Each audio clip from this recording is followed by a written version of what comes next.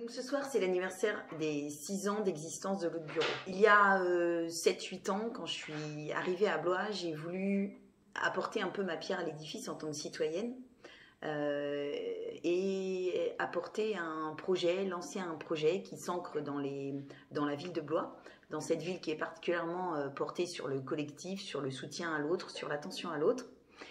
Et j'ai voulu en fait créer ce que j'avais pu entreapercevoir dans les grandes villes et notamment à Paris, lié à l'organisation du travail et aux possibilités qui sont apportées aux personnes qui travaillent seules par choix parce qu'ils ont en freelance ou en auto-entreprise, ou par un petit peu obligation ou habitude par le télétravail. Et donc c'est ensemble avec les premiers usagers, avec les premiers adhérents, avec les partenaires, avec les associations locales, que tous ensemble nous avons créé ce lieu, l'autre bureau, qui au fil des années est devenu un lieu hybride.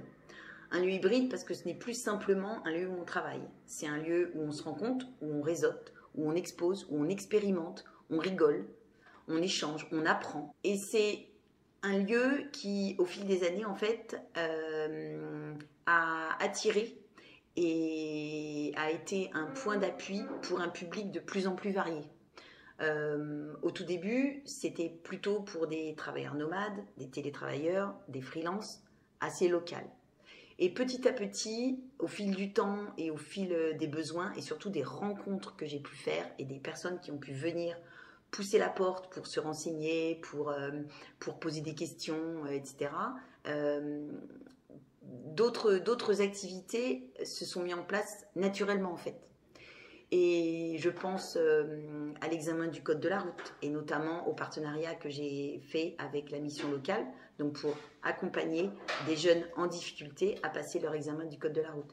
Mais je pense aussi à tout ce qu'il y a pu avoir comme soutien administratif, comme consultation numérique, les gens qui sont venus imprimer les devoirs des enfants pendant le Covid, les artistes locaux qui avaient besoin d'un lieu pour exposer certes, mais surtout pour avoir le plaisir de montrer leur travail. Tous ces publics très différents et très variés qui font toute l'âme de ce lieu hybride. J'aime bien dire que l'autre bureau, c'est un faiseur de liens. L'autre bureau, c'est un acteur de territoire qui permet de créer des liens sociaux, des liens professionnels, des liens culturels en centre-ville de Blois. Et les gros atouts de ce lieu, c'est son implantation, son public et la variété de son public et la variété des possibilités qu'il offre. On peut expérimenter, on peut se lancer, on peut simplement venir rencontrer des gens et échanger. Le coworking, c'était l'âme du début. Ça a été vraiment le lancement et le cœur de l'autre bureau qui, petit à petit, sert toujours en open space pour des gens qui ont besoin de venir travailler, des gens en général qui viennent régulièrement, qui est beaucoup fréquenté aussi par des personnes de passage. Je pense notamment aux touristes qui viennent passer un week-end à Blois et qui préfèrent prolonger leur week-end par une journée de travail sur place plutôt que de se retrouver dans les bouchons ou dans le train surbondé. Donc ça, c'est des nouveaux publics. Donc le coworking, bien sûr, les sempiternels, j'ai une réunion en visio, je cherche un endroit pour être au calme. Donc ça se multiplie depuis la fin du Covid, c'est une réalité.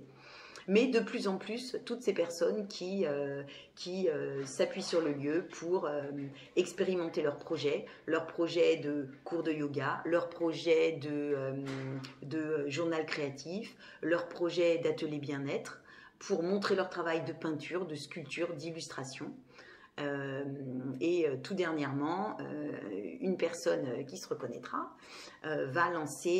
voulait lancer un café des langues, enfin relancer à Blois un café des langues qu'on a appelé nécessairement le bureau des langues. Ce projet, je l'ai porté pas toute seule, je l'ai porté avec les usagers, avec les adhérents, avec les différents partenaires publics ou privés que j'ai pu rencontrer. Ce projet, il s'ancre parfaitement dans la ville. Il correspond à des valeurs fortes et des valeurs partagées aussi par la ville. On ne peut pas tout attendre des pouvoirs publics. Et c'est pour ça que moi j'ai voulu vraiment apporter ce petit plus, cette petite pierre à l'édifice qui font l'âme du lieu et qui le rendent, de mon avis certes, mais surtout de l'avis des usagers, assez essentiel. À l'autre bureau depuis à peu près 1 an et j'ai découvert par hasard avec une recherche sur internet, puisque je cherchais un endroit pour télétravailler, parce que je télétravaille.